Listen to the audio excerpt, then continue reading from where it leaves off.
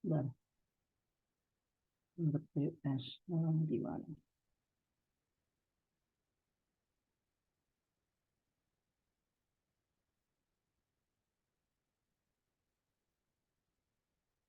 RPS. RPS perlu nggak sih ya? Atau RPS-nya kan udah saya kirim. Sekarang ininya aja, apa namanya, garis besarnya saja ya. Garis besarnya saja saya tampilkan. Ini tampil nggak? Kelihatan nggak? Iya Pak, Ayo, kelihatan Pak. kelihatan ya. Ya, jadi materi yang akan kita bahas selama 1 semester kurang lebih adalah ini ya, kurang lebih. Jadi bisa saja nanti saya tambahi gitu ya. Jadi yang pertama adalah pengantar tentang struktur data. Berikutnya adalah kompleksitas dari suatu algoritma. Lalu yang berikutnya adalah penambahan maupun penghapusan data ya melalui berbagai macam struktur data. Di sini melalui array ataupun array list. Lalu yang berikutnya lagi adalah tumpukan atau stack ya. Berikutnya lagi adalah antrian atau queue.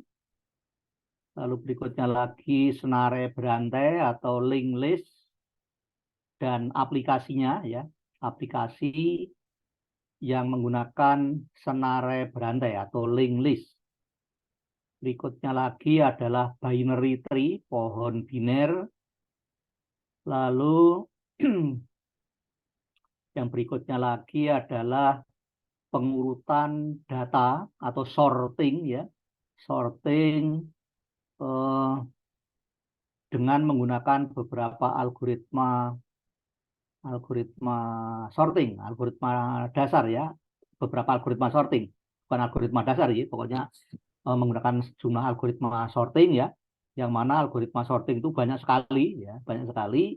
Nah, kita akan mempelajari beberapa saja, mungkin sekitar 6 atau 5 algoritma yang kita bahas, yaitu algoritma berkaitan dengan sorting.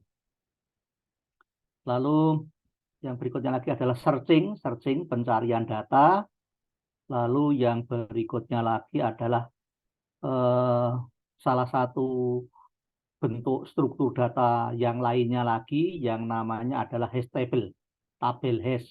Jadi nanti bagaimana kita menyimpan data dengan suatu metode yaitu menggunakan tabel hash gitu ya.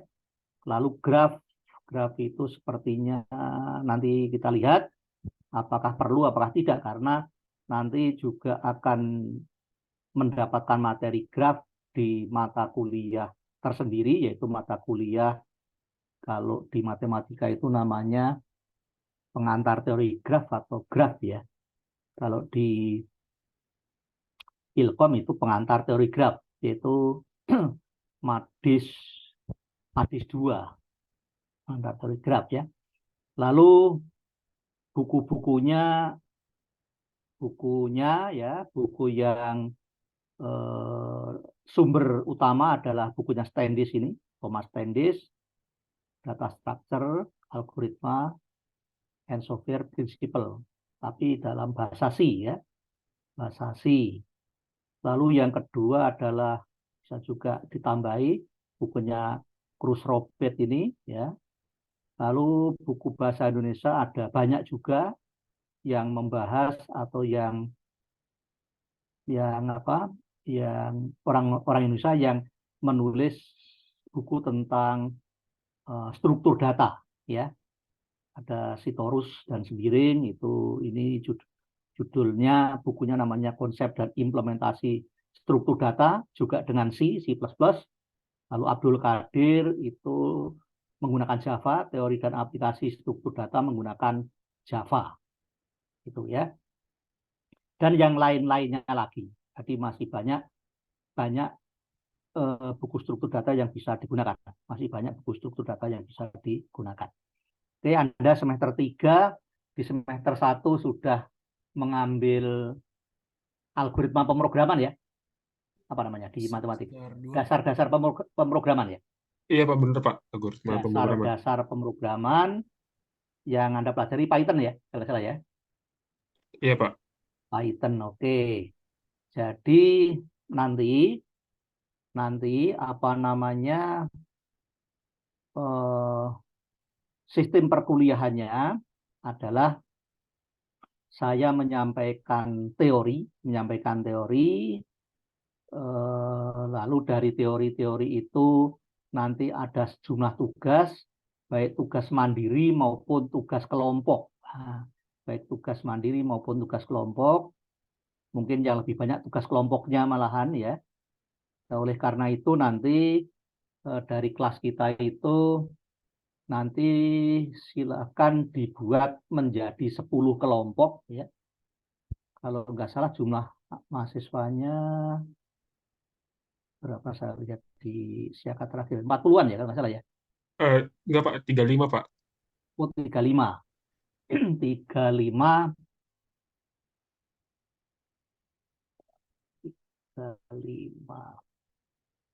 50. Oke, dibikin 10 kelompok ya. Dibikin 10 kelompok atau 9 aja bisa sih. 35 sudah ini, sudah semuanya ya. Tidak ada tambahan lagi Oh iya kira-kira. Pak, sudah Pak. Sudah semua. Sudah ya? Oke. Kalau gitu nanti dibikin 9 kelompok saja ya. Dibikin 9 kelompok. Nah, apa namanya? Nanti saya minta daftarnya ya, tidak buru-buru sih, tidak buru-buru karena tugas kelompoknya itu diberikannya semenjak awal, semenjak mungkin pertemuan pertama atau pertemuan kedua. Jadi ada kurang lebih 6 tugas kelompok ya, 6 tugas kelompok. Nah, nanti tugas kelompoknya itu apa? Tugas kelompoknya adalah membuat program ya, mengimplementasi program. Saya sesuaikan dengan bahasa yang sudah Anda pelajari yaitu Python ya. Jadi membuat program dari 6 kali atau 6 kali tugas ya, 6 kali tugas, di mana setiap tugas itu ada sekitar 4 atau 5 permasalahan yang berbeda begitu ya. Lalu apa namanya?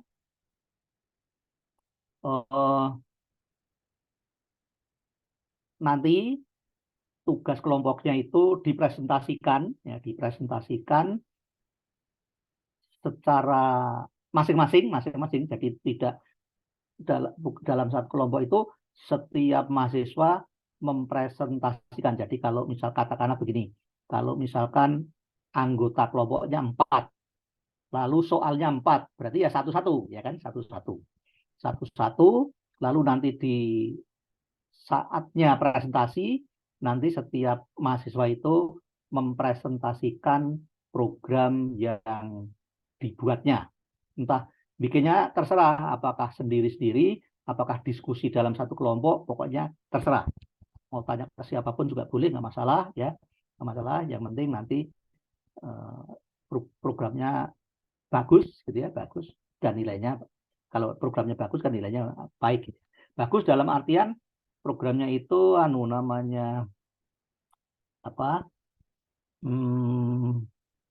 Programnya itu nanti saya mintanya dinamis, program dinamis. Dalam artian yaitu program dinamis itu inputnya itu tidak ditulis di listing programnya, tetapi ditulisnya dari keyboard. Jadi yang menulis user. Jadi program di run, setelah program jadi ya, terus nanti minta inputnya apa, tergantung masalahnya kan. Setelah itu nanti akan keluar outputnya dan prosesnya kalau perlu, tergantung masalahnya nanti ya. Oke, nah kapan apa namanya tugas kelompok itu dipresentasikan? Dipresentasikannya setelah saya selesai menjelaskan semua teori. Semua teori selesai saya jelaskan. Kemungkinan ya minggu ke 9 itu saya usahakan selesai. Nah, mulai minggu ke-10 sampai minggu terakhir itu untuk presentasi tugas kelompok. Presentasi tugas kelompok. Nah, tadi kelompoknya ada 9, maka setiap tugas, karena tugas satu, kan 6 kali nanti ya, tugasnya ada 6 tugas kelompok. Tugas satu itu apa namanya, ke-9 kelompok itu mempresentasikan tugas satu tersebut. Jadi kan beda-beda nanti, ada yang bagus, ada yang mungkin belum begitu bagus dan seterusnya gitu ya. Nah, untuk presentasi itu tidak mungkin cukup 2 jam.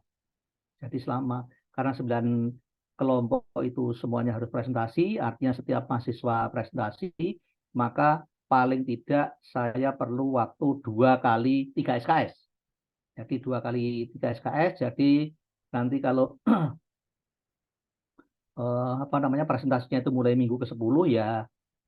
Dan saya mengharapkan eh, presentasinya itu offline ya, jadi tatap muka begitu lebih enak, lebih apa, kita bisa berkomunikasi lebih enak begitu ya kalau offline ya.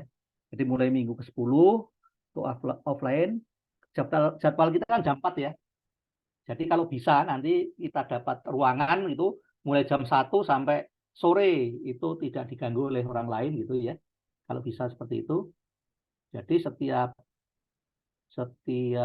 minggu itu dalam satu pertemuan itu 2 sesi ya. Minggu ke-9, minggu ke-8 UTS, minggu ke-9 mungkin materi terakhir saya harapkan selesai. Nah, minggu ke-10 itu presentasi. Itu setiap hari Senin mulai jam 1 ya, mulai jam 1 sampai selesai. Mungkin sampai maghrib itu. Nah, terus sampai itu tadi, sampai tugas ke-6, tugas kelompok yang ke-6 itu ya. Oke, makanya prosentasenya besar. Tugas itu prosentasenya besar. Ini baik tugas mandiri maupun tugas kelompok ya, prosentasenya besar. Lebih dari 50%, 55%. Lalu UTS sama UAS ya cuma 45% totalnya. Jadi cukup besar ini tugasnya. Artinya kalau Anda tugasnya bagus gitu ya, dan dari ke-6 tugas itu Anda presentasi terus gitu ya, artinya dapat nilai, tidak ada yang bolong nilainya, tidak ada yang nol gitu ya. Selain tugas mandiri ya, tugas mandiri mungkin nanti beberapa kali. Nah, begitu sistem penilaian kita ya. Nah, selanjutnya apalagi? Selanjutnya langsung aja materi ya. Materi yang bab 1 kemarin sudah saya kirimkan ke Anda di WA Group ya. Sekarang akan kita jelaskan, akan kita pelajari bersama bab 1. Saya berharap ini bisa bab 1 dan bab 2. Mudah-mudahan selesai. Tapi tidak tahu ya, kalau nggak saya paksakan gitu ya. Bab 1 PPT kelihatan? Iya Pak, jelas Pak. Kelihatan ya, kelihatan. Oke. Saya pakai laser pointer dulu. Bab 1 pengantar struktur data. Pengantar namanya aja pengantar. Jadi apa itu struktur data dan seterusnya gitu ya. Terus tentang ini apa namanya, pendahuluannya lah. Jadi struktur data dan algoritma. Nah, jadi kalau di matematika itu namanya struktur data saja mata kuliahnya, tetapi kalau di Ilkom namanya struktur data dan algoritma (SDA). Jadi beda nama saja, tapi isinya sama. Jadi kita di sini akan membahas tentang struktur data sekaligus membahas algoritma yang berkaitan dengan struktur data tersebut. Nah, struktur data sendiri itu apa? Struktur data. Struktur itu ya susunan data. Ya. Jadi apa struktur data itu? Jadi struktur data adalah suatu suatu cara mengatur data. Jadi bagaimana mengatur data di dalam tempat penyimpanan. Nah, di dalam tempat penyimpanan ya, agar apa? Agar data yang kita simpan di tempat penyimpanan itu bisa diakses dengan lebih efisien. Nah, itu definisi dari struktur data. Nah, apa saja struktur data itu? Ya tadi yang kita sudah sampaikan di apa tadi silabus tadi ya, di sub tadi ya. Ada senare berantai, ada linked list, ada antrian, ada queue ya, queue antrian, lalu tumpukan, stack, lalu pohon biner, binary tree, lalu ada apa tadi hash table, nah, itu ya. Itu adalah macam-macam struktur data yang itu nanti akan kita pelajari. Nah, struktur data itu sudah tahu, definisinya sudah tahu. Lalu struktur data dan algoritma, Anda sudah tahu semuanya, sudah sering ketemu gitu ya, terutama kalau mata kuliah yang berkaitan dengan komputer ya, misalkan di metode numerik, misalkan ya, di apa namanya dasar-dasar pemrograman, gitu kan, algoritma. Tapi kalau di matematik sering ketemunya teorema ya, teorema ya, teorema. Nah, kalau di ini algoritma. Jadi algoritma itu apa? Urutan, urutan langkah-langkah. Jadi langkah-langkah yang terurut gitu ya, atau prosedur-prosedur untuk tujuan tertentu di dalam ya urutan langkah-langkah untuk menyelesaikan suatu permasalahan tertentu, itu algoritma.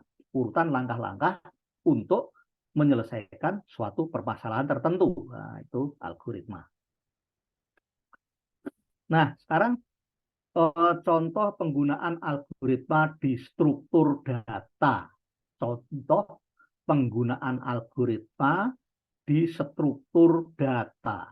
Di struktur data apa aja? Ya tadi, mungkin di stack, mungkin di array, mungkin di queue, mungkin di hash table, mungkin di binary tree gitu ya. Jadi contoh penggunaan algoritma di struktur data untuk apa? Algoritma di struktur data itu untuk memasukkan data ke stack ya, atau untuk memasukkan data ke queue, untuk memasukkan data ke hash table, untuk memasukkan data ke binary tree dan seterusnya gitu ya, untuk memasukkan. Lalu juga bisa untuk menghapus, mungkin cari dulu ya, cari mungkin dihapus ya, atau hanya mencari saja untuk mencari data yang sudah tersimpan di dalam struktur data, di dalam stack, di dalam queue, di dalam array, di dalam macam-macam tadi ya, table dan seterusnya. Nah, ini gambaran hubungan algoritma dan struktur data. Ya, gambaran hubungan antara algoritma dan struktur data. Struktur data itu ya tadi data yang disimpan dengan mekanisme tertentu, dengan cara tertentu gitu ya. Jadi kita mau misalkan pemanipulasian data, manipulasi, misalkan mau mengurutkan misalkan ya, atau misalkan mau mengurutkan itu bisa menaik atau menurun misalkan ya, atau misalkan mau tadi mencari data gitu ya, atau yang lain gitu ya. Nah, pemanipulasian data dengan algoritma tertentu. Nah, data yang dimanipulasi itu dengan algoritma yang kita gunakan, datanya ada di mana? Ada di struktur data. Ada di tempat penyimpanan, di mana datanya itu disimpan dengan susunan tertentu. Nah, seperti itu Mas ya. Nah, algoritma itu biasanya memiliki 3 struktur dasar ya. Algoritma itu biasanya itu memiliki 3 struktur dasar ini. Yang pertama itu algoritma yang strukturnya itu secara sekuensial. Jadi apa namanya algoritmanya itu sekuensial, ya langkah demi langkah secara terurut, ya, sekuensial. Lalu kalau yang yang kedua adalah mempunyai struktur yaitu seleksi. Jadi pakai if ya, jika, if else ya, if else atau if then lah. If then itu kalau cuma satu cabang. Jadi katakanlah misalkan jika belanja lebih dari 1 juta, diskonnya 5%. Nah, gitu ya. Jika kurang dari itu tidak ada diskon gitu. Jika maka ya seleksi ya, seleksi. Jadi belanjanya berapa? 500.000, oh berarti tidak ada diskon. Belanjanya berapa? 1.500.000, oh berarti diskonnya 5%, gitu ya. Seperti itu. Seleksi. Nah, seleksi itu tidak hanya cuma 2 cabang, itu bisa bercabang-cabang ya. Jadi pakai if, else, else if, gitu kan, dan seterusnya. Nah, seterusnya. Lalu yang bentuk ketiga adalah looping, perulangan. Perulangan itu bisa menggunakan for n ya, for n, bisa menggunakan for, bisa menggunakan while ya, bisa menggunakan for, bisa menggunakan while ya. Nah, itu cuman beda caranya saja ya. Oke. Nah, ini contoh-contoh algoritma yang sederhana ya. Contoh-contoh algoritma untuk menyelesaikan suatu masalah tertentu. Misalkan di sini contoh algoritma untuk menukarkan isi dari 2 variabel. Isi dari 2 variabel. Jadi variabelnya A dan B. Masing-masing variabel ini berisi data, ya, berisi data. Nah, ini ini algoritma yang pertama, itu strukturnya adalah sekuensial. Sekuensial. Jadi prosesnya ya sekuensial, berurutan pelaksanaan ininya, pelaksanaan perintahnya baris demi baris ya, berurutan gitu ya. Jadi pertamanya A dan B itu sudah mempunyai nilai. Jadi variabel A dan B itu sudah mempunyai nilai atau sudah dipakai untuk menyimpan nilai tertentu A dan B. Lalu kita mau tuker. Jadi yang tadinya disimpan di A mau disimpan di B, dan yang disimpan di B disimpan di A, ditukar. Nah, bagaimana caranya? Tentunya harus pakai variabel antara ya. Variabel antara. Jadi katakanlah variabel antaranya itu X ya. X. Jadi X-nya kosong, ya kan? X-nya masih kosong.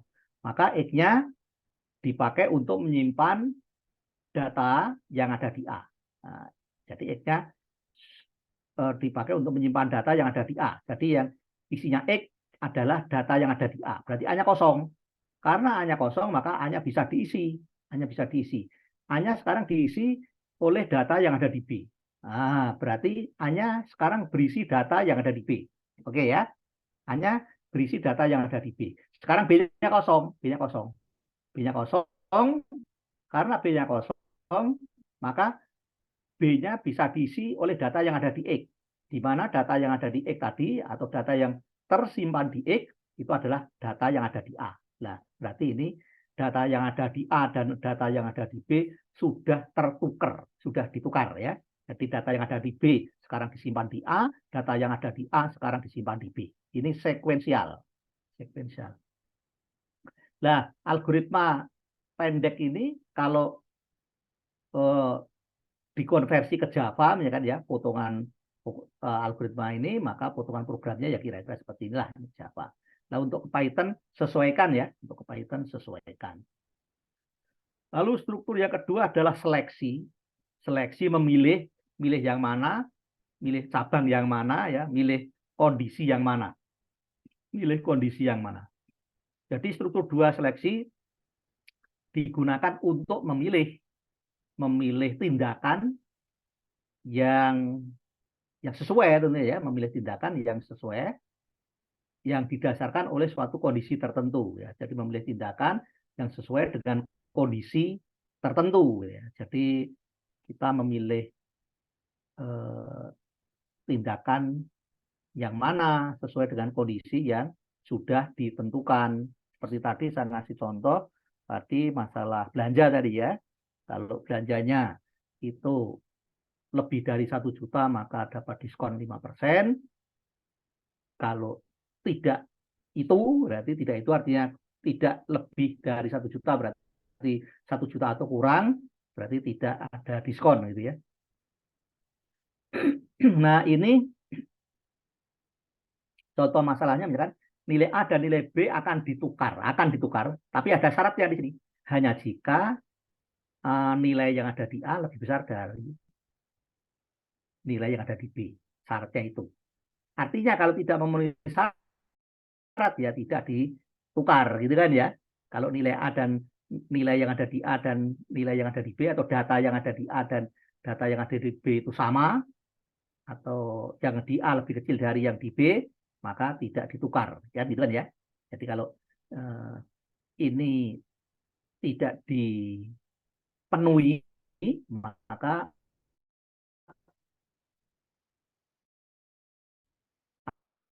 antara ini tidak dikerjakan ya kalau ini tidak dipenuhi.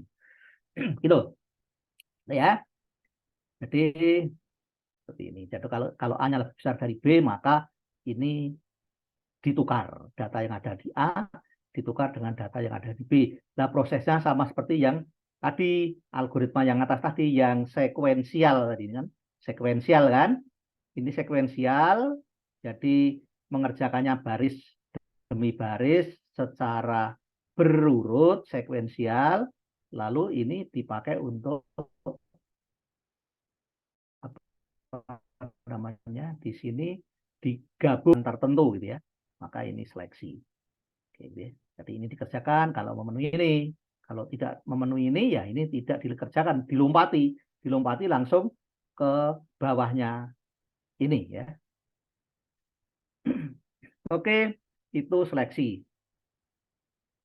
Nah, kalau potongan tadi, algoritma tadi kalau diterjemahkan ke Java ya ditulis dalam program Java ya kurang lebih seperti ini. Lalu yang ketiga, ini contoh seleksi tetapi yang cabangnya kalau tadi kan cuma satu syaratnya tadi ya. Ya, di syaratnya ini pun syaratnya juga satu. Artinya nah ini contoh tadi yang tadi sudah saya ya. Jika ada dua jenis tindakan yang berbeda yang perlu dipilih untuk diproses maka struktur seleksi ya melibatkan else ya, else gitu kan. Jadi ini bisa diterapkan untuk beberapa jenis tindakan, beberapa kondisi. Jadi if, else, else if, else if, else is, apa, else if, and, nah, gitu kan bisa bercabang-cabang, bisa diperluas, gitu ya. Jadi contohnya, belanja lebih dari 1 juta, diskonnya 10% dari belanjanya. Jika tidak, jika tidak apa? Benar bahwa belanjanya lebih dari 1 juta, berarti kalau tidak benar belanjanya lebih dari 1 juta itu berarti belanjanya maksimal 1 juta gitu ya. Kalau belanjanya maksimal 1 juta, maka tidak ada diskon gitu kan. Nah, ini kalau ditulis dengan kode Java. Itu seleksi. Lalu yang ketiga adalah perulangan atau looping ya. Perulangan atau looping. Jadi ini untuk ya namanya perulangan atau looping untuk mengulang suatu tindakan sejumlah n kali gitu ya. Sejumlah n kali ya n-nya itu berapa tergantung ditentukannya nilai n-nya itu berapa. Nah, di sini ada dua bentuk yaitu bentuk pertama itu perulangan yang menggunakan for, lalu yang kedua adalah perulangan yang menggunakan while. Nah, bedanya di mana? Bedanya cuman apa ya ini aja cara penulisannya saja ya, bedanya cuma cara penulisannya saja. Di sini misalkan contoh di sini algoritma ini adalah algoritma untuk misalkan menjumlahkan n bilangan asli ya 1 sampai dengan n mulainya 1 2 3 n berarti asli bilangan asli ya. Nah, misalkan jumlahnya nanti disimpan dalam variabel jumlah. Jadi jumlahnya nanti, jumlah dari n bilangan asli itu disimpan dalam variabel jumlah. Nah, karena jumlah itu belum ada nilainya, maka diisi 0 nilainya gitu kan. For K, misalkan ini di sini apa indeksnya pakai K. Pakai K, pakai J juga boleh, pakai I juga boleh ya. Sini pakai K ya. For K nilainya 1 sampai dengan N, berarti artinya K-nya ini nilainya kalau 1 to N itu artinya bilangan bulat, begitu ya. Naiknya 1-1 kan. Lalu jumlah yang terbaru adalah jumlah sebelumnya persis ya, ditambah K. Jadi begitu masuk di sini kan K-nya 1. K-nya 1 kan? 1 dulu kan? K-nya 1 berarti jumlah yang terbaru, jumlah sekarang adalah jumlah sebelumnya. Jumlah sebelum berapa? 0. 0 tambah 1 berarti 1. Nilainya 1 jumlahnya. Lah K-nya udah habis apa belum? Belum. K-nya sampai N kok, ini baru 1 tadi kan? Sekarang K-nya 2. Maka jumlah yang baru sama dengan jumlah sebelumnya tadi 1 ditambah 2. Jadi 1 tambah 2 jumlah yang sekarang. N-nya 3. Maka jumlah yang terbaru sama dengan jumlah sebelumnya yaitu 1 tambah 2 tambah 3. Dan seterusnya sampai dengan K-nya sama dengan N. K-nya sama dengan N, maka jumlah yang terbaru sama dengan jumlah sebelumnya yaitu 1 tambah 2 tambah 3 tambah N-1 tambah N. Gitu kan? Nah, ini menggunakan for. Nah, yang kedua, ini keterangannya ya. Saat ini ya, keterangannya ya. Ini kalau ditulis algoritma tadi kalau ditulis dengan Java, ya. Dengan Java seperti ini, Python dengan Java kan mirip ya. Nah, lalu bentuk kedua dari algoritma yang berupa perulangan looping adalah dengan while. Kalau tadi dengan for, sekarang dengan while. Dengan while ya. Sama di sini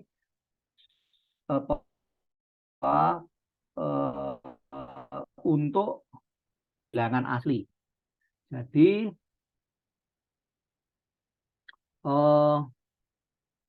di sini variabel yang diperlukan adalah indeksnya pakai K di sini, pakai K.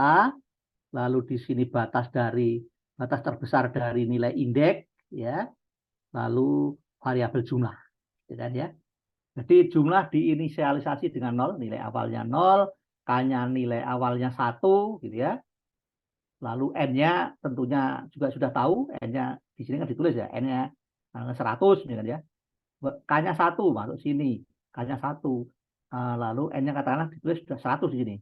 While K lebih kecil sama dengan 100 ya kan. Iya, kalau iya berarti ya dikerjakan ini ya antara while sampai N while ya, kerjakan.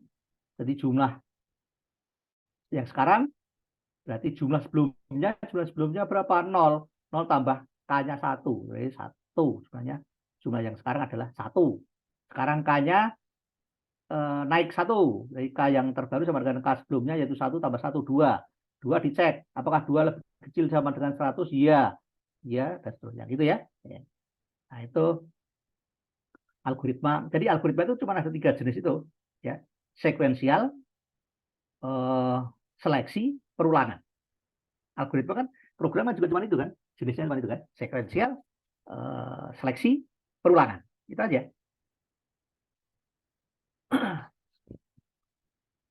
Nah, notasi lain yang sering digambarkan dalam algoritma. Notasi lain yang sering digambarkan dalam algoritma. Notasi lain makanya ya, yang sering digambarkan dalam algoritma adalah notasi untuk menyatakan elemen array. Elemen barisan ya, elemen array. Elemen barisan, array itu bisa satu dimensi, cuma baris saja atau kolom saja, tapi bisa juga 2 dimensi. Jadi yang berbentuk matrik ya, 2 dimensi. Jadi ada baris, ada kolom gitu ya.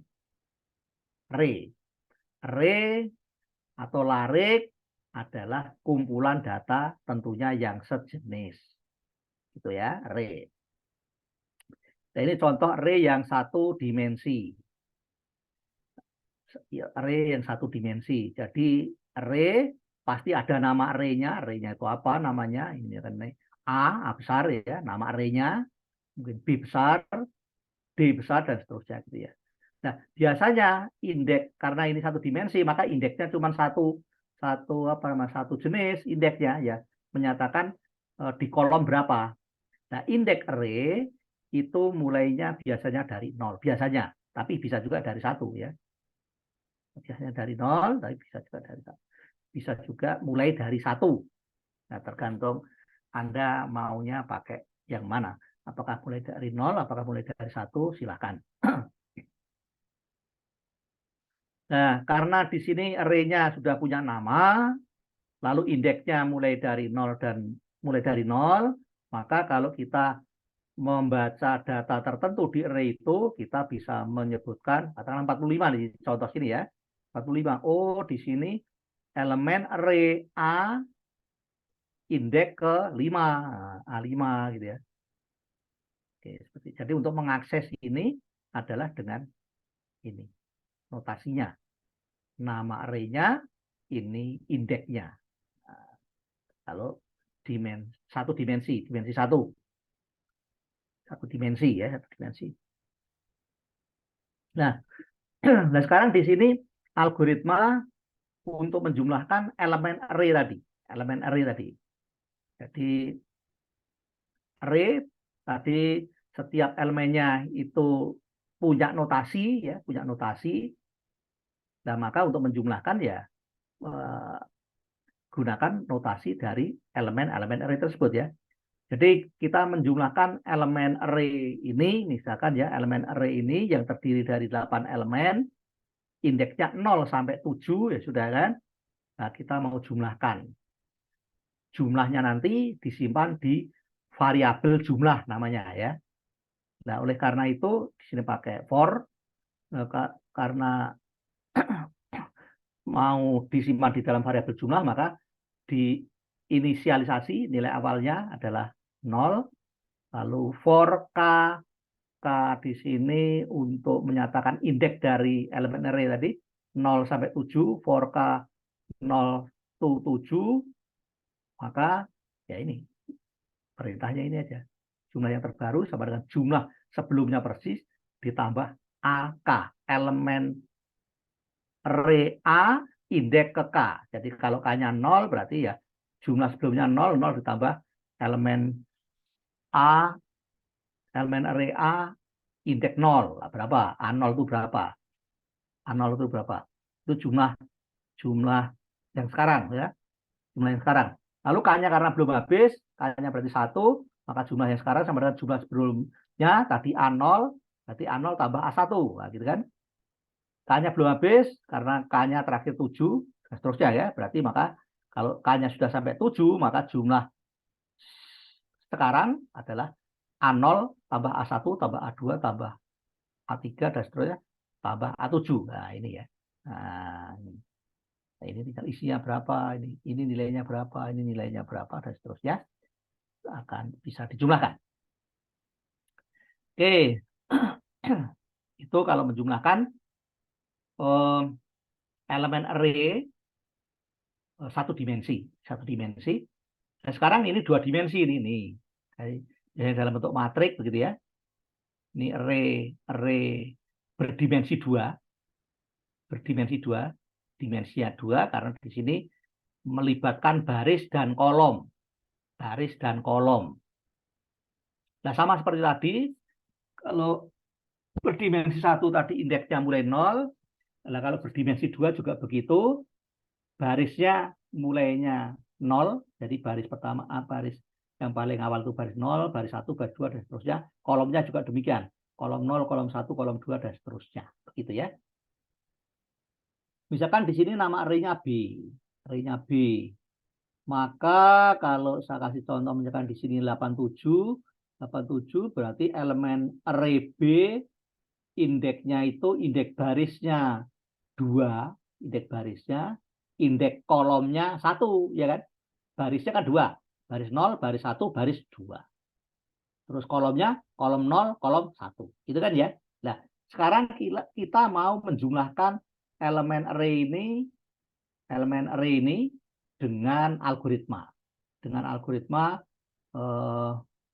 Yaitu apa namanya?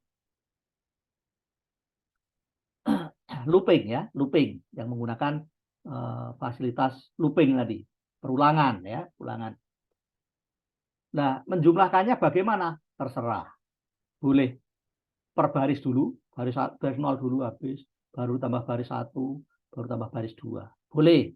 Atau kolom dulu boleh. Kolom boleh nggak? Boleh aja. Kolom 0, dijumlahkan, tambah kolom 1, tambah kolom 2, tambah kolom 3, tambah kolom terakhir. Boleh ya. Nah, kalau yang ini, nah, coba ini Anda baca, perhatikan dulu nih, perhatikan dulu. Ini jumlahnya itu baris dulu, per baris atau per kolom ini. Nah, coba Anda lihat ini.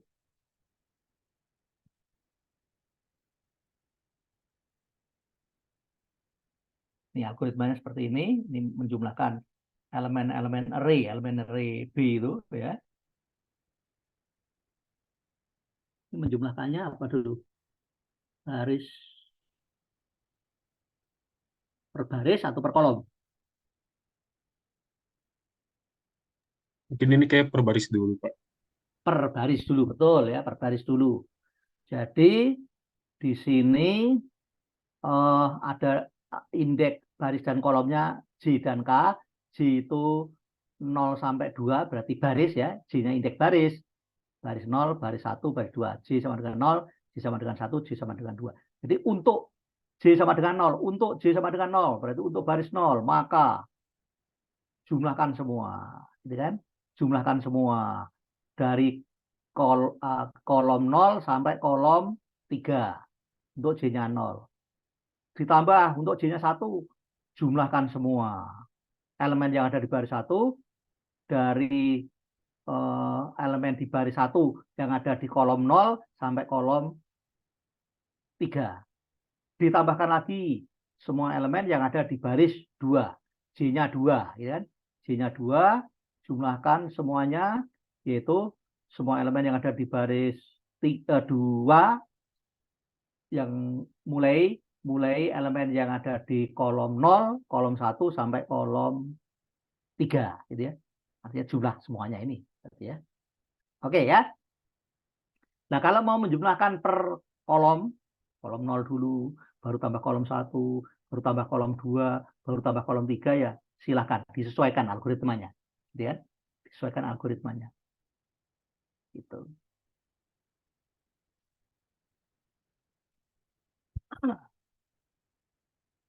Nah, tadi berbagai struktur data tadi sudah saya sebutkan tadi secara sekilas ya. Jenis-jenis struktur data. Tadi sudah saya sebutkan secara lisan tadi, ada array, ada stack, tumpukan, ada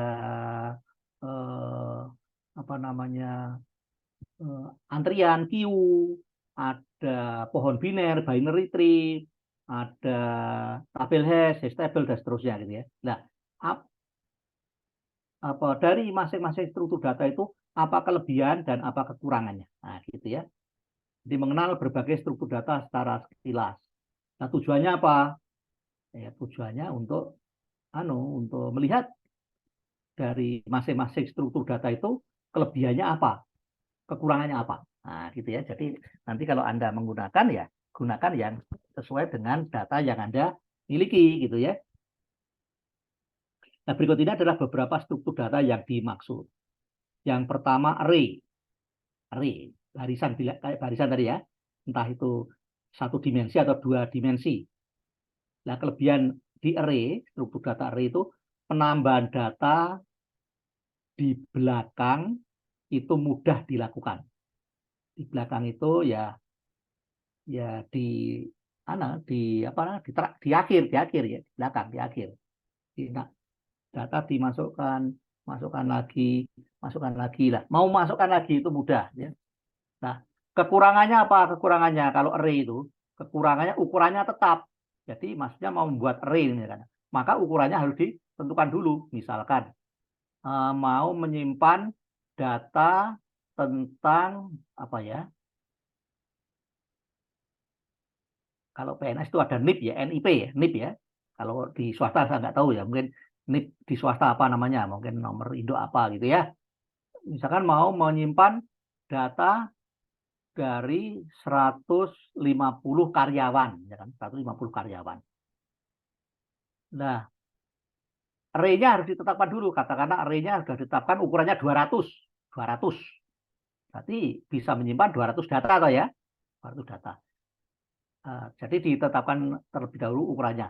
Nah, meskipun dipakai untuk menyimpan 150, ya nggak apa-apa. Berarti masih ada 50 yang kosong ya, yang tidak terisi oleh data gitu ya. Jadi ukurannya tetap. Karena ukurannya tetap, maka kalau menyimpannya cuma 150 tetapi disiapkan 200 ukurannya, lah yang 50 kan kosong, berarti kan tidak efisien gitu ya, tidak efisien. Jadi memorinya sudah dikunci, tetapi kosong kan rugi gitu kan. Nah, itu kekurangan array. Lalu kekurangannya pula penghapusan di array itu lambat. Lalu kekurangannya lagi pencarian data di array lama. Nah, pencariannya itu lama. Searching, pencarian data di array itu lama. Nah, array itu bisa saja acak belum terurut, bisa saja sudah terurut. Yang kedua array, tapi sudah terurut. Terurut baik menaik, ascending maupun menurun, descending ya. Nah, kelebihannya Pak, penambahan dilaksanakan dengan cepat. Akses terhadap data yang terakhir kali dimasukkan cepat. Ya. Lalu kekurangannya searching maupun penghapusan lambat. Jadi untuk menghapus kan dicari dulu ya, cari dulu, nyarinya lama. Nah, nyari menghapusnya demikian ya. Jadi karena nyarinya lama, otomatis menghapusnya juga lama kan? Karena harus ketemu dulu baru bisa ngapus kan gitu ya. Array yang sudah terus ya. Lalu yang kedua, antrian queue, QW ya, queue ya. Jadi kelebihannya data yang pertama kali masuk mudah diakses, antrian. Kalau Anda ngantri sekarang sudah nggak ada model-model ngantri ya, bayar SPP sudah nggak ngantri lagi. Zaman saya dulu kan ngantri gitu kan, ngantri di depan teller itu kan. Nah, kan sekarang kan udah enggak. Ngantri apa? Antrian ada di mana ya kalau antrian? Masih mungkin kalau apa? Ke dokter ya. Kalau ke dokter masih ngantri kan ya, masih antri gitu kan, sesuai nomor antrian gitu kan. Ya, seperti itu. Data yang pertama kali masuk, ya, berarti yang pertama kali ngantri, yang dapat nomor kecil itu mudah diakses ya. Nah, kekurangannya akses terhadap data yang lain lambat. Itu di queue, di antrian ya. Lalu di linked list. Di linked list itu apa? Data dengan data itu ada ini pointer, dihubungkan dengan pointer ya, linked list. Data dengan data berikutnya ada pointernya, jadi ada penyambungnya. Nah, senarai berantai itu ada senarai berantai saja, ada linked list, ada double linked list. Jadi kalau linked list itu data pertama ditunjuk oleh data yang berikutnya, data kedua. Data kedua ditunjuk oleh data ketiga. Ada pointer, penunjuk ya, penunjuk panah menuju gitu ya. Ya. Tetapi kalau double linked list, pointernya dua arah berbeda. Ada yang dari data yang lebih baru ke data yang sebelumnya, dan sebaliknya dari data yang sebelumnya ke data yang sebelumnya ke data yang lebih baru gitu ya. Double linked list. Jadi senarai berantai itu nanti ada dua jenis, jadi linked list saja dan double linked list. Nah, kelebihannya apa? Penyisipan dan penghapusan data di linked list maupun double linked list itu mudah. Pencarian juga lama di linked list maupun double linked list. Lalu pohon biner, binary tree. Di pohon biner nanti itu penyimpanan datanya ya di pohon biner, pada pohon biner itu ya. Anda sudah pernah ketemu pohon biner atau belum ya? Di mata kuliah. Madis. Sudah diperkenalkan graf? Sudah, Pak. Sudah diperkenalkan pohon biner, pohon tree, pohon. Seingat saya mungkin kayak graf doang begitu. Iya, kayak pohon aja, pohon ya. Yeah. Pohonnya kebalik ya. Karena kalau pohon di alam itu kan akarnya di bawah. Kalau itu kan akarnya di atas biasanya kan root terus ada ini sisi gitu ya, sisi gitu. Gitu. Nah, kalau pohon biner itu ya pohon di mana cabangnya maksimal 2, namanya biner. Maksimal 2 ya. Cabangnya maksimal 2, jadi bisa juga cabangnya cuma 1 gitu ya. Cabangnya cuma 1. Jadi, sebentar. Ini kayak habis baterainya. Oh, betul. Bentar ya, saya nyambung dulu ini baterainya. Charger.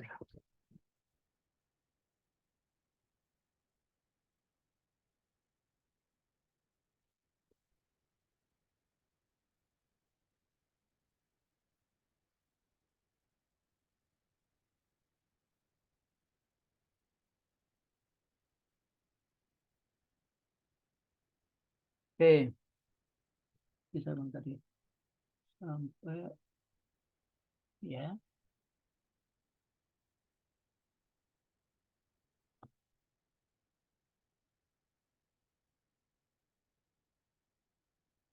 Pohon biner ya, pohon biner tadi jadi pohon biner, pokoknya data disimpan di pohon biner. Nah, bagaimana cara menyimpan? Cara menyimpan itu biasanya datanya di pohon biner itu biasanya datanya saling berbeda gitu ya. Saling berbeda, lalu data yang pertama kali ditemukan itu taruh di root gitu kan. Lalu data yang lebih kecil di kirinya, cabang kiri, data yang lebih besar di kanannya gitu ya. Nah, itu aja ya. Nah, lalu setelah disimpan di pohon biner, lalu kita bisa melakukan macam-macam di sini ya. Jadi kita bisa melakukan penyisipan data bisa. Jadi bisa menyisipkan data di pohon biner tersebut, bisa kita menyisipkan, bisa juga kita menghapus. Nah, kelebihan data yang disimpan di pohon biner itu kelebihannya pencarian data di pohon biner dan penyisipan data di pohon biner itu mudah ya. Lalu kekurangannya penghapusannya agak ruwet. Penghapusan data yang tersimpan di pohon biner itu agak susah gitu ya. Lalu nanti di pohon biner itu ada apa namanya?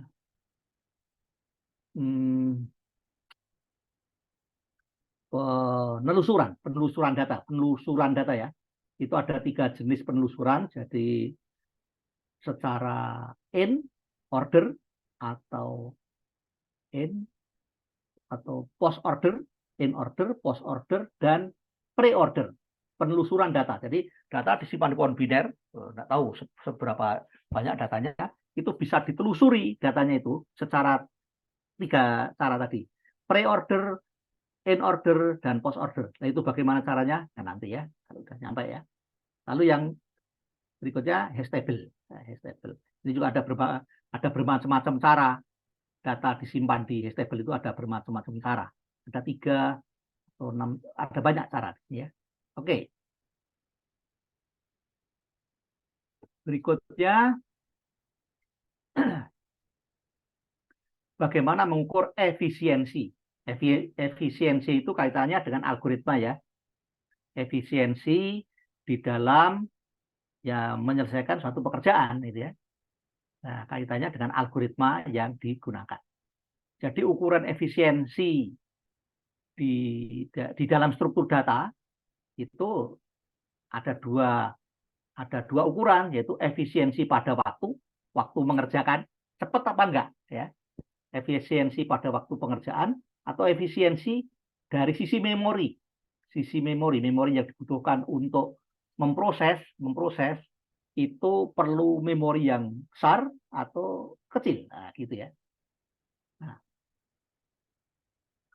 Nah biasanya nanti efisiensi itu ya, efisiensi yang kita bahas itu adalah efisiensi dari sisi waktu yang biasanya nanti namanya kompleksitas ya, kompleksitas. Nah, jadi algoritma yang diterapkan di dalam struktur data, ya, itu efisien dalam hal waktu. Kalau apa? Efisien dalam hal waktu. Ya kalau algoritmanya itu untuk menyelesaikan permasalahan di struktur data itu cepat. Ya. Jika waktu yang diperlukan untuk melaksanakan suatu proses di struktur data tadi cepat daripada algoritma yang lain. Lebih cepat daripada algoritma yang lain. Berarti algoritma itu efisien. Ya. Karena lebih cepat dibanding algoritma yang lain. Lalu kalau dalam hal memori, ya seperti tadi, algoritma yang diterapkan dalam struktur data itu efisien, ditinjau, dipandang dalam hal memori. Kalau memori yang dibutuhkan, ya, memori yang dibutuhkan untuk melaksanakan proses tersebut itu kecil memori yang dibutuhkan, jadi tidak perlu memori yang banyak. Ya. Nah, kenyataannya antara memori dan waktu itu berbanding terbalik. Kalau algoritmanya itu cepat di dalam menyelesaikan suatu tugas, ya, suatu pekerjaan, cepat selesai mengerjakannya, ya, menyelesaikannya, pasti perlu memori yang besar, pasti. Sebaliknya kalau memori yang dibutuhkan kecil, maka waktu untuk menyelesaikannya pasti lama, ya kan? Pasti lama. Nah, seperti itu ya. Jadi ini kenyataan bahwa terjadi korelasi berbanding terbalik antara waktu dan memori. Ya. Sebuah persoalan bisa diselesaikan lebih cepat kalau menggunakan banyak memori. Nah, pasti ya.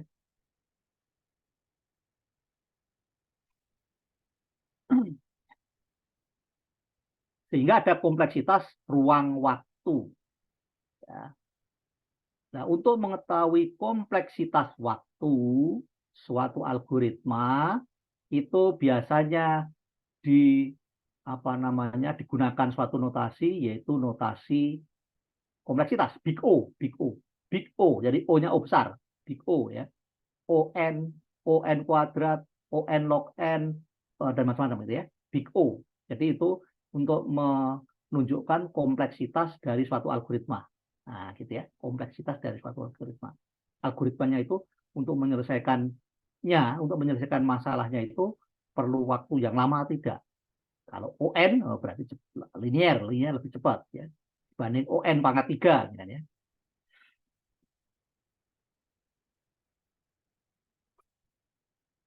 Oke, kalau ini secara umum ya. Suatu algoritma memiliki kompleksitas OFN jika waktu yang diperlukan oleh algoritma itu mengikuti laju fungsi Fn ini. Nah, untuk N-nya besar ya. Jadi di sini syaratnya N-nya besar. Nah, sekarang kita akan mencari big O dari suatu algoritma. Kompleksitasnya berapa algoritma itu, nah, gitu ya. Jadi kadang-kadang mudah, kadang-kadang juga tidak mudah untuk menghitung kompleksitas suatu algoritma. Tergantung algoritmanya simple atau tidak simple lagi. Ya, di sini algoritma pengulangan, yaitu jumlah yang terbaru sama dengan jumlah sebelumnya persis ditambah 1 sebanyak n kali. Jadi pengulangan. Jadi mengulang perintah ini sebanyak n kali. Nah, mengulang perintah ini sebanyak n kali loh. Jadi for k 1 to n jumlah terbaru sama dengan jumlah sebelumnya persis tambah 1. Tambah 1 sebanyak. Oh, jadi tambah 1 tambah 1 tambah 1 gitu ya. Gitu ya. Jadi algoritmanya seperti itu. Jadi jumlah yang terbaru tentunya jumlah yang sebelumnya pasti 0 gitu kan. Jumlah yang awal, nilai awal dari jumlah ini 0 gitu ya. Jadi jumlah yang terbaru sama dengan jumlah sebelumnya berarti 0 tambah 1 berarti 1. Jumlah berikutnya adalah K-nya 2, berarti jumlah yang terbaru sama dengan jumlah sebelumnya 1 tambah 1 lagi gitu ya. Jadi ini tidak terkait dengan tidak ada kaitannya dengan K ya, cuman K-nya ini banyaknya looping. Jadi selalu tambah 1 tambah 1 tambah 1 tambah 1 tambah 1. Jadi menjumlahkan 1 sampai n kali ya. Ya kan? N kali. Nah, sekarang nah, jadi untuk menentukan big O, berapa kompleksitas dari algoritma tersebut, perhatikan pada bagian perulangannya. Jadi perintah tadi jumlah yang terbaru sama dengan jumlah sebelumnya persis ditambah 1 kan diulang sebanyak n kali kan, n kali, n kali, n kali, n kali mengerjakan perintah itu ya. Maka big O untuk algoritma tadi ya ON saja karena ini n kali. ON linear ya. Oke, sekarang bandingkan dengan algoritma yang ini. Algoritma yang ini sepertinya lebih apa namanya ya, lebih kompleks dibanding yang tadi ya. Kalau tadi kan cuma for K 1 to N terus jumlah yang terbaru sama dengan jumlah sebelumnya tambah 1 terus N4 gitu kan. Mengulang satu baris perintah sebanyak n kali. Nah, kalau sekarang di sini ada apa? Nested looping ya, looping di dalam looping ya, nested looping ya, nested for. Jadi for J 0 to n-1 berarti J-nya ini ada n nilai ya, 0 1 sampai n-1. Ada n nilai kan? K-nya juga gitu, nilainya 0 sampai n-1 berarti ada n nilai juga. Lalu di sini jumlah sama dengan jumlah sebelumnya ditambah B, J, K. Nah, sekarang yang di dalam ini untuk J-nya 0, untuk J-nya satu nilai tertentu 0. Maka ini dilakukan sebanyak n kali. Betul ya? Untuk J-nya 0, maka ini dilakukan sebanyak n kali, yaitu pada K 0 sampai Kn-1 untuk J-nya 0. Untuk J-nya 1 juga demikian. Ini n kali. Untuk J-nya 2, ini juga n kali. Untuk J-nya 3, ini juga n kali. Untuk J-nya n-1, ini juga n kali. Jadi ini big O-nya adalah ON kuadrat. Karena sebanyak n kali kali n kali. N kuadrat kali itu. N kuadrat kali. Ya. Jadi pada algoritma ini, perintah ini jumlah sama dengan jumlah ditambah B, J, K itu diproses banyak n kali kali n kali.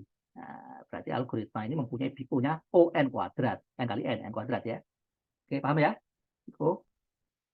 Berikutnya. Ini sama dengan sebelumnya, cuman J dan K-nya beda nilai saja. J-nya itu nilainya n nilai, jadi J-nya 1 sampai n, berarti n nilai, K-nya 1 sampai dengan n, m nilai. Ini dikerjakan sebanyak, berarti untuk J-nya 1, ini dikerjakan sebanyak m kali. Untuk J-nya 2, dikerjakan sebanyak m kali. Untuk J-nya 3, sebanyak m kali. Jadi m kali sebanyak n. Maka ini big O-nya O m kali n. O m kali n ya. Sebanyak n. Lalu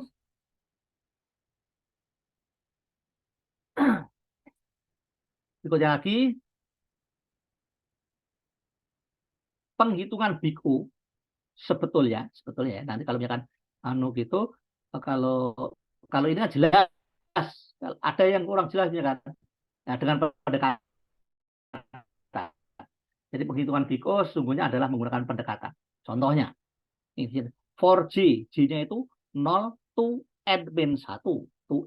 Terus di sini for K, K-nya for K-nya 0 to J. Kalau J-nya K-nya 0 to 0. Kalau J-nya 1 berarti K-nya 0 to 1. Kalau J-nya 2 berarti K-nya 0 to 2. Kalau J-nya n-1 maka K-nya 0 to n-1. Gitu kan? Sekarang berarti nilai J-nya ada berapa? Nilai J. Berapa nilai? N ya. N ya. N. 0 sampai n-1 kan N. Ada N nilai ya. N nilai. N nilai lalu K-nya 0 to J. 0 to J. Lah ini karena tadi pendekatan J-nya ini diambil nilai yang terbesar. Nilai yang terbesar kan n-1. Berarti K-nya juga 0 sampai n-1. Berarti K-nya nilainya ada N. Ya kan? Jadi ini A, J, K sama dengan 0. Ini dikerjakan sebanyak N kali. Untuk J-nya 0 dikerjakan sebanyak N kali. Untuk J-nya pendekatan tadi ya. Untuk J-nya 0 sebanyak, untuk J-nya 0 berarti sebetulnya tidak dikerjakan ya. Untuk J-nya 1 dikerjakan sebanyak 0 to 1, 2 kali. Untuk J-nya 0, 0 to 0, 0 to 0, 0 to 1, 0 to 0. Untuk J-nya 0, ya, maka K-nya nilainya 0 to 0. 0 to 0. K-nya 0. 0 artinya K-nya cuma satu nilai 0 ya, kerjakan sekali. Untuk J-nya 1, maka K-nya nilainya 0 to 1. Jadi 0 dan 1. Jadi untuk K-nya 0 dikerjakan, untuk K-nya 1 dikerjakan. Gitu ya. Untuk J-nya 2 sama. K-nya nilainya 0 sampai 2, 0, 1, 2. Jadi untuk K-nya 0 dikerjakan, untuk K-nya 1 dikerjakan, untuk K-nya 2 dikerjakan. Ya. Nah, maka ini big O-nya, karena itu pendekatan, karena ini J-nya itu nilainya berbeda-beda. Kalau berbeda-beda seperti ini, maka J-nya diambil nilai yang terbesar. Berarti N-1. Berarti ini big O-nya ON kuadrat. ON kuadrat. Karena J-nya ini ada N nilai, di sini K-nya 0 to J terbesar, berarti N-1 juga ada N nilai. Berarti big O-nya ini dikerjakan sebanyak N kali N. Berarti big O-nya ON kuadrat juga. ON kuadrat juga ya. Jadi big O-nya berapa? Pada perulangan pertama, for J, J-nya 0 to N-1, ini berarti J-nya nilainya ada N. 0, 1, 2 sampai N-1. Pada perulangan kedua, perulangan yang di dalamnya, K nilainya 0 to J, eksekusi sebanyak J, ya kan? Banyak J. Banyak J. 0 to 0. Kalau 0 to 0 berarti K-nya, untuk K-nya 1, untuk K-nya 0 dikerjakan sekali. Untuk 0 to 1, dari K-nya 0 dan 1 dikerjakan 2 kali. Ya. Pada kasus ini dianggap J-nya itu nilai yang terbesar. Nah, J-nya nilai yang terbesar. J-nya ini nilai yang terbesar. Yang terbesar berarti ini kan J-nya kan, nilai terbesar dari J kan ini. N-1. Makanya di sini K-nya juga 0 sampai N-1. Berarti nilai K-nya ada N. Berarti perintah yang di dalam looping tadi dikerjakan sebanyak N kali N. Maka big O-nya ON kuadrat. Gitu ya.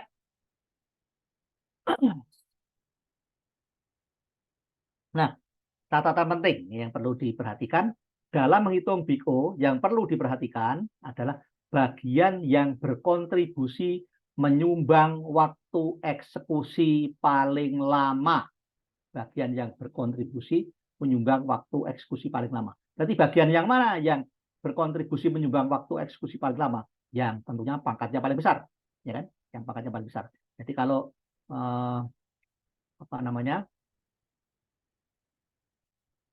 big O-nya itu dari suatu jumlahan sejumlah suku gitu ya, jumlah suku gitu, maka ambil saja suku yang ada variabelnya, pangkat terbesar. Dan pengalinya variabel pangkat terbesar juga tidak diikutkan, ya, gitu ya. Jadi kalau ini suatu algoritma waktu eksekusinya n pangkat 3 ditambah n, misalkan di sini 5n pangkat 3 tambah n, 5 pengalinya 5. N pangkat 3 kali pengalinya 5. 5n pangkat 3 plus n. Maka big O-nya ya cuma ON pangkat 3. 5-nya tidak diikutkan, gitu ya.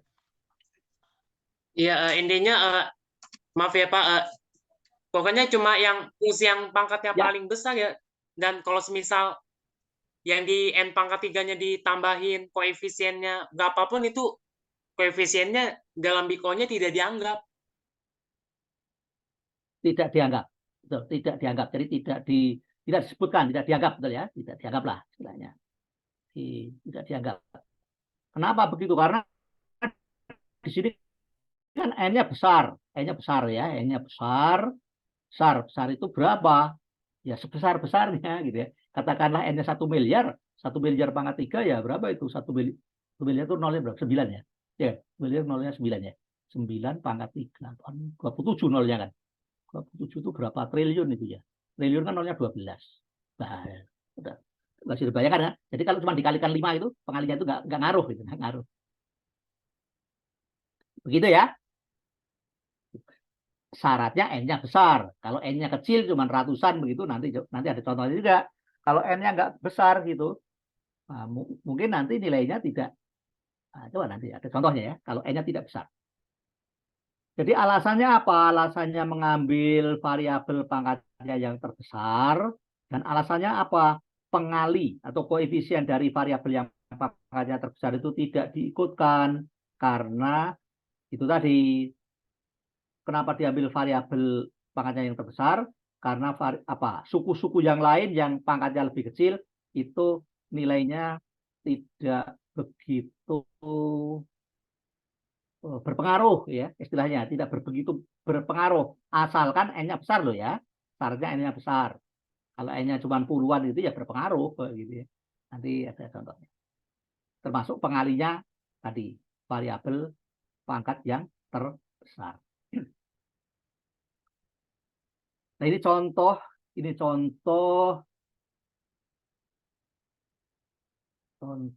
nilai-nilai ya. Jadi ini sudah disiapkan nilai-nilai dari n, lalu di sini katakanlah n plus 10 misalkan ya, n plus 10, lalu di sini ada n kuadrat, lalu di sini ada n kuadrat ditambah 2n tambah 3 gitu ya. Ini kan n-nya sudah disiapkan nilainya. Nanti kalau mau ditambahi boleh gitu ya, boleh saja. Sekarang dari yang coba difoto aja, jadi biar nggak naik turun. Sekarang difoto coba, saya juga mau foto. Bentar ya.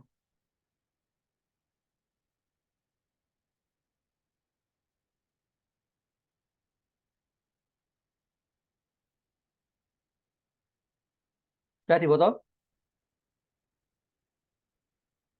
Ya, Sudah? sudah Pak. Sudah ya. Oke, sebentar. Saya mau fotonya. Oke, lalu saya mau melihat di sini ya. Lihat foto yang tadi, foto yang barusan Anda ambil tadi ya. Sekarang Anda lihat yang di baris terakhir. N kuadrat ditambah 2N tambah 3. Di situ N kuadrat tambah 2N tambah 3. 2N tambah 3 yang saya blok warna biru ya. Warna biru atau hijau.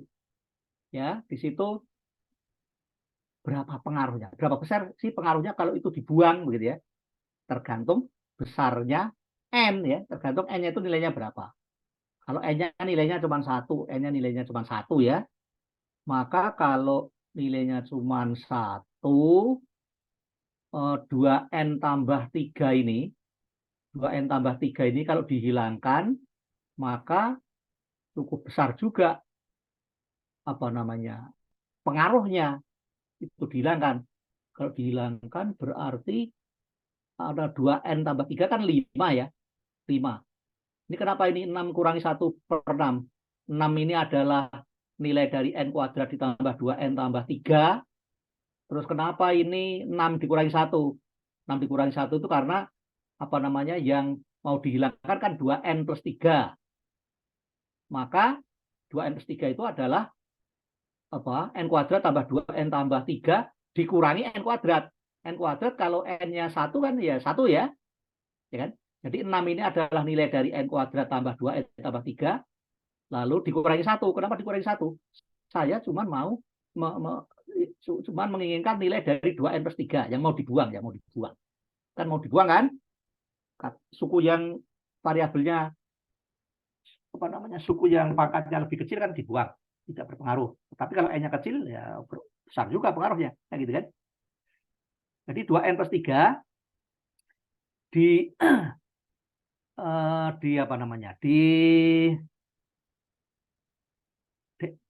barisan deret ya. N pangkat 2 plus 2N plus 3 itu dinamakan apa? Kalau matematika apa sih? Deret ya. Kalau persamaan kan bukan. N kuadrat tambah 2N tambah 3. Deret lah ya.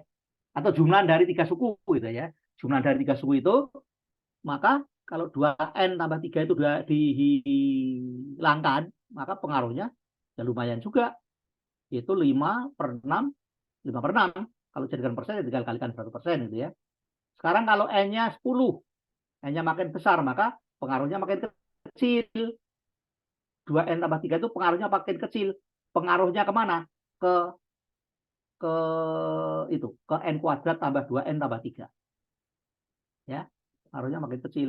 Coba kalau N-nya 1000, N-nya 1000, maka besarnya pengaruh dari 2N plus 3 itu berapa ya? Itu ini berapa ini? 1.000.003. 1.000.003 itu nilai dari N pangkat 2 ditambah 2N tambah 3, ya, dikurangi nilai dari N kuadrat, berarti 1 juta. Jadi ini pembilang ini tidak lain nilai dari 2N tambah 3. 2N tambah 3 itu kalau dihapus, kalau dibuang, gitu ya, pengaruhnya berapa persen terhadap keseluruhan 3 suku itu. Ya, pengaruhnya kecil sekali, ya kan? 0,2% cuman. Itu kalau N-nya 1000. Kalau N-nya 1 miliar, N-nya 1 juta ya, kecil sekali. Ya. Jadi suku selain N kuadrat itu kalau dibuang pengaruhnya kecil. Asalkan variabelnya itu nilainya besar. Begitu maksudnya ya. Maksudnya seperti itu. Tapi kalau variabelnya nilainya kecil, seperti ini tadi, suku yang dibuang itu, atau ya suku-suku yang dibuang itu pengaruhnya ya lumayan besar. Kalau nilai variabelnya kecil. Ini kan syaratnya nilai variabelnya besar ya. Nah, tadi sudah disinggung di sebelumnya tadi, selain pengabaian suku-suku yang variabelnya apa? Suku-suku selain mengabaikan suku-suku yang berupa variabel yang pangkatnya lebih kecil maupun suku-suku yang berupa konstanta diabaikan ya. Juga dilakukan pengabaian terhadap pengali koefisien dari variabel pangkat yang terbesar. Contoh, ini waktu eksekusi algoritma 4N kuadrat, maka Big O-nya ON kuadrat saja. Jadi bukan O 4N kuadrat. Karena ini pengalinya ini, koefisiennya ini diabaikan. Kok diabaikan? Ini pengaruhnya kecil nih. Asalkan N-nya besar. Saya ambil N-nya 1 juta. 1 juta. 1 juta pangkat 2. Menjadi 1 triliun ya. Betul ya? 1 triliun ya. Nolnya 12. 1 triliun kali 4 triliun. Ya, jadi kalau dihilangkan 4-nya itu ya, pengaruhnya ya, jadi kecil. 1 triliun dengan 4 triliun kan. Itu kan. Seperti itu ya. Oke, yang ini demikian pula.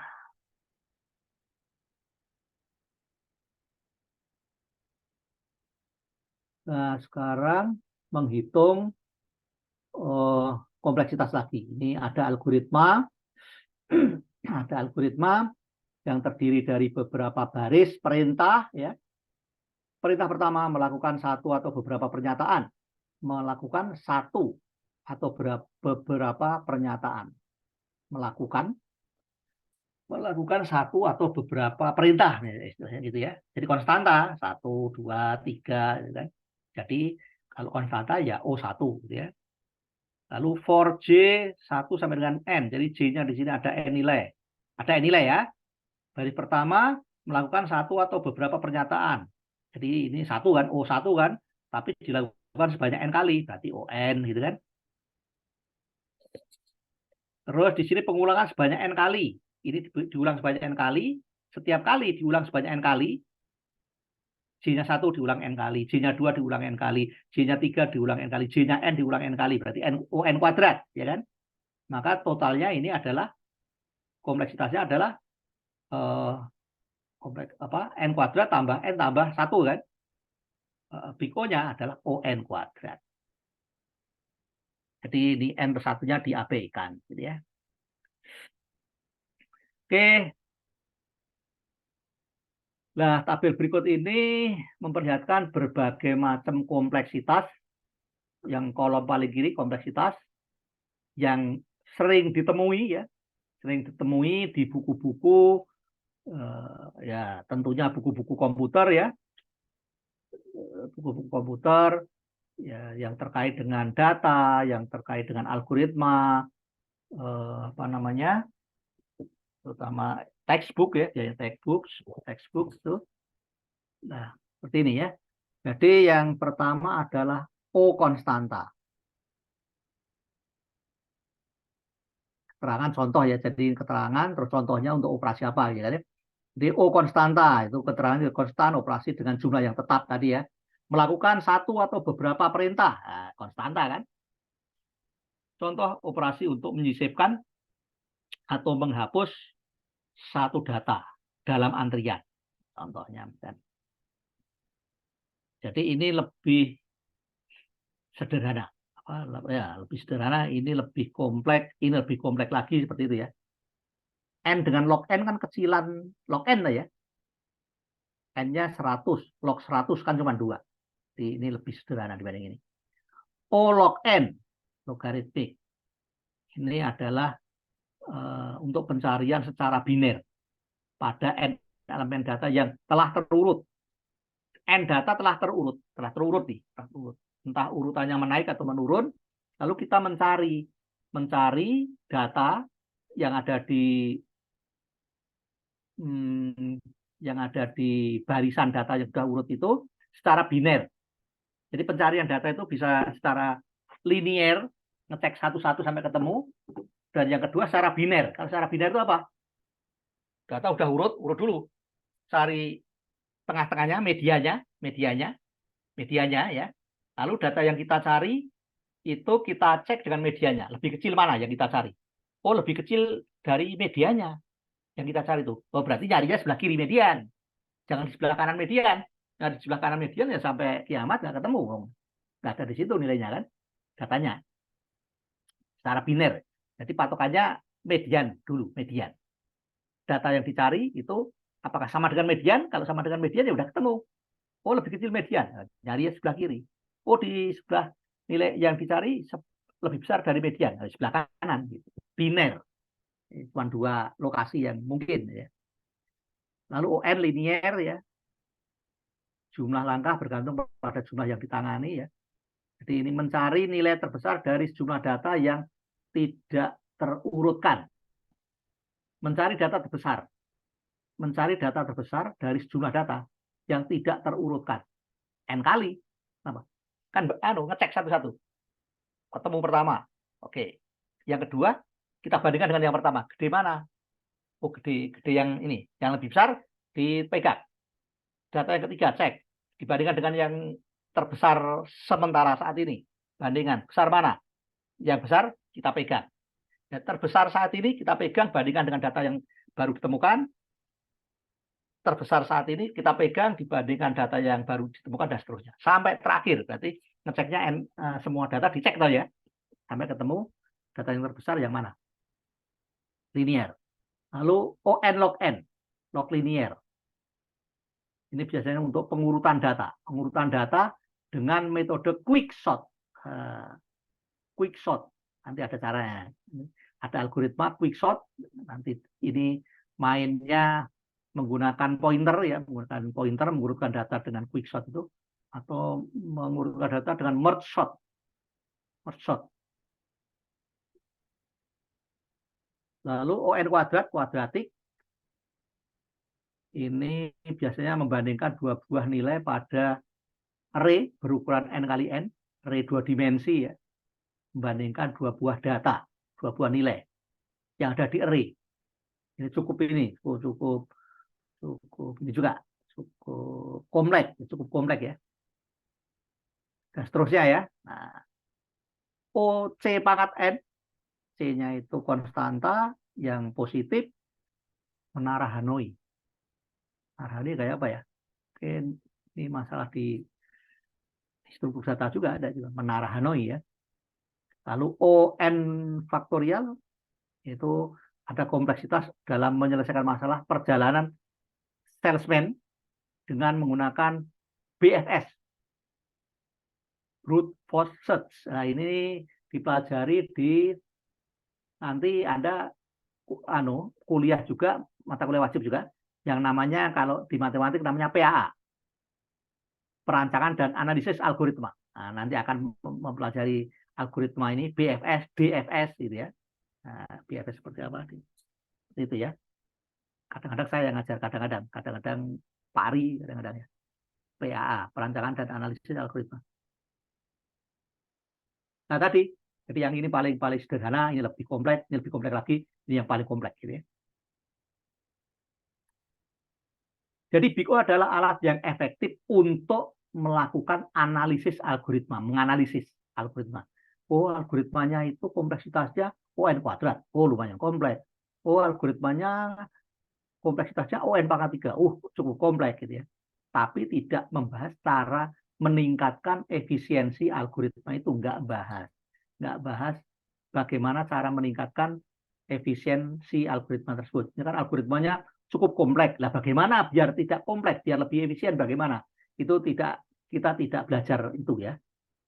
Dan mungkin susah itu untuk mempelajari bagaimana meningkatkan efisiensi dari algoritma yang kompleks menjadi kurang kompleks, itu bagaimana caranya? Itu tidak kita pelajari.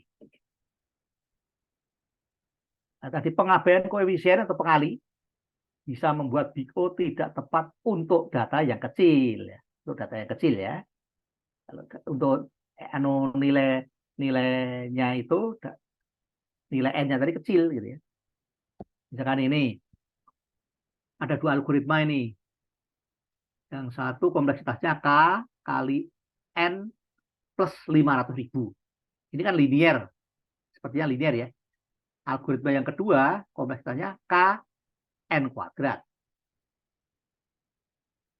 Nah, berdasarkan BIGO, maka algoritma 1 itu lebih efisien dibanding algoritma 2. Nah, karena algoritma 1 itu berarti ON, algoritma 2 ON kuadrat kan. Nah, karena algoritma 1 ON, algoritma 2 ON kuadrat, maka algoritma 1 lebih efisien, lebih unggul, lebih efisien, lebih cepat ya.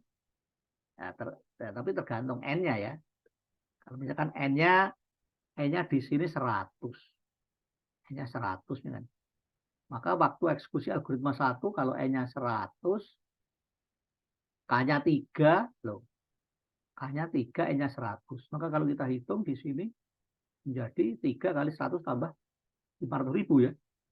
Jadi ini 500.000 100 kali 3 ya ini 1.500.300.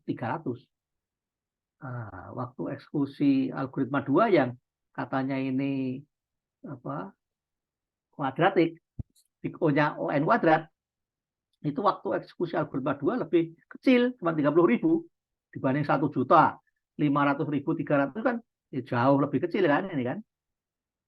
Jadi ini algoritma 2 ini lebih efisien dibanding algoritma 1. Kalau N-nya kecil, ya. N-nya coba 1 juta ya, 1 juta. N-nya 1 juta, K-nya 3 coba. Kalau N-nya 1 juta, K-nya 3, berarti 1 juta, 1.500.000 kali 3, cuma 4,5 juta kan ya. Kalau di sini 1 juta pangkat 2, 1 triliun kali 3 triliun, jauh sekali kan? Ya kan? Jadi tergantung ini. Jadi algoritma tadi kompleksitas tadi sekali lagi N-nya besar ya. Nah, pada kompleksitas algoritma itu ada tiga istilah, kompleksitas algoritma ada 3 istilah, yaitu best case, kasus terbaik, worst case, kasus terburuk, average case, kasus rata-rata. Nah, biasanya kompleksitas itu adalah ngambil average case, keadaan secara rata-rata. Gitu ya. Ini algoritma ini sebentar. Algoritma untuk apa nih? Posisi dikasih nilai awal min 1. Oh, kita mencari data nih, mencari data ya. Mencari data, misalkan banyaknya data itu ada n data, datanya ada n ya. J-nya itu indeks ya, indeks dari data di array 1 dimensi ini. If nilai J sama dengan yang dicari, kalau nilai J itu nilai dalam kurung J itu nilai indeks J ya, nilai indeks J, Jadi nilai indeks J itu elemen dari array 1 dimensi. If nilai J sama dengan yang dicari, maka posisi adalah J. Nah, mencari posisinya. Jadi data yang dicari itu posisi keberapa, indeks keberapa, gitu ya, indeks keberapa. break, boleh diakhiri ya. Ya gitu. Sekarang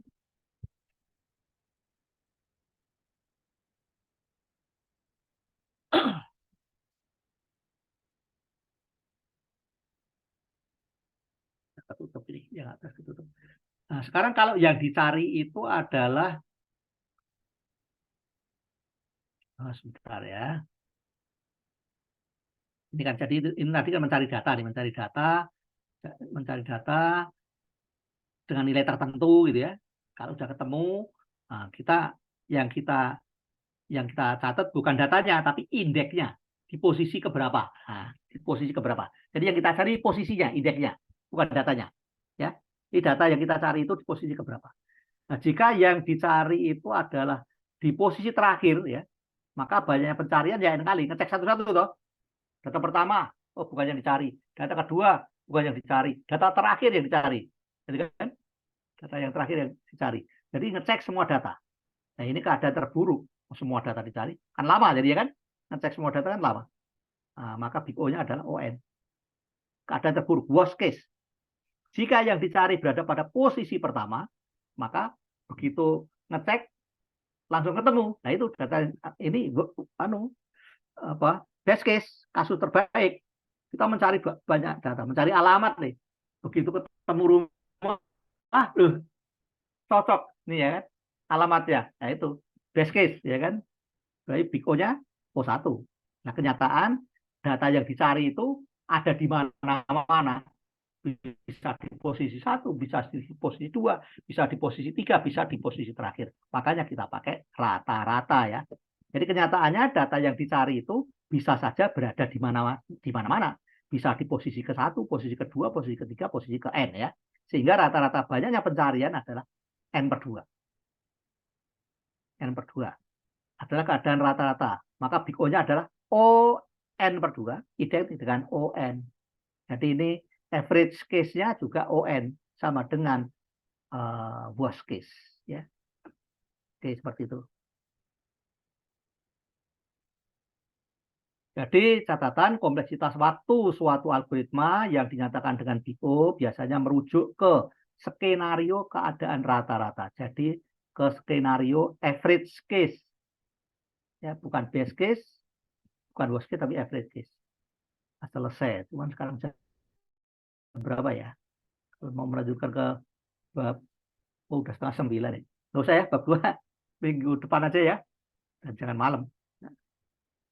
Jadi bab 2 saya kirim dulu, nanti saya kirim dulu, bab 2 saya kirim dulu ke Anda, ke mana? WA Group ya.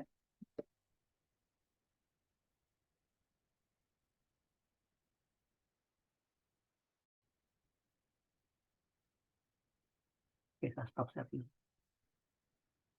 Oke, karena udah malam saya tidak jadi melanjutkan ke bab 2.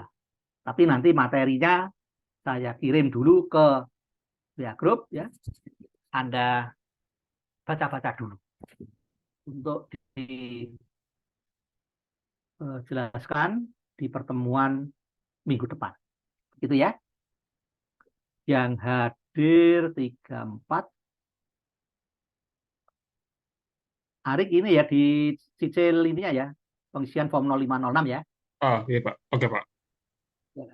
Jadi biar nggak numpuk di belakang nanti. Nah. Oke ya, karena udah malam, kita akhiri pertemuan kita malam ini. Sampai ketemu lagi di pertemuan berikutnya. Ada pertemuan minggu depan berikutnya. Untuk minggu depan sesuai dengan jam kita ya, jam 4 kita mulai ya. Ya, terima kasih semuanya. Terima kasih atas perhatiannya. Selamat malam. Wassalamualaikum warahmatullahi wabarakatuh. Waalaikumsalam warahmatullahi wabarakatuh. Terima kasih banyak Pak. Terima kasih banyak, Pak. Terima kasih. Sama ya. Saya live dan selanjutnya akan saya kirim bab 2-nya ke pihak grup ya. Ya, baik Pak. Baik Pak. Baik Pak, terima kasih Pak.